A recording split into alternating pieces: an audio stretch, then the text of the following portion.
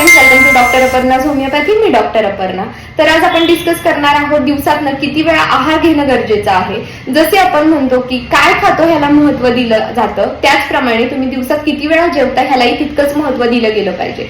तर आज आपण बघणार आहोत आहार हा किती वेळा घेतला पाहिजे. तर येस, आहार हा 3 वेळा दिवसातनं घेतला पाहिजे.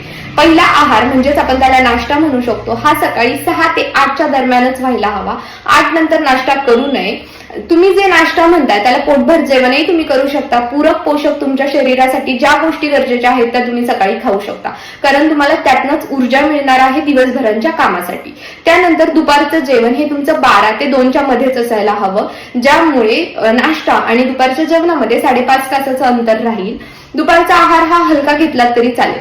रात्रीचं जे जेवण आहे हे 6 ते 8च्या मध्येच असायला हवं, ज्यामध्ये तुम्ही मध्यम म्हणजे पूर्ण हलका आहार घ्यायचा.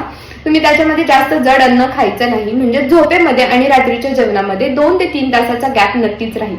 तर आपण जे म्हणतो की 2-2 तासानं खाणं योग्य आहे किंवा सारखं खाल्लं पाहिजे, तर त्याप्रमाणे तुमचं आयुष्यही तेवढंच कमी होईल. जितकं जास्त खाल तेवढं आयुष्य कमी होईल, आणि तुम्ही जितकं प्रमाणात खाल तितकं तुम्ही दीर्घायुषी व्हाल. त्यामुळे जे आम्लपित्ताचे त्रास आहेत किंवा वाताचे त्रास आहेत हे सारखं खाण्यामुळेच वाढले जातात, ते आपण बघतोय. शुगर, बीपी, ऍसिडिटी अशा अनेक त्रासांना आपल्याला सामोरे जावं लागतं.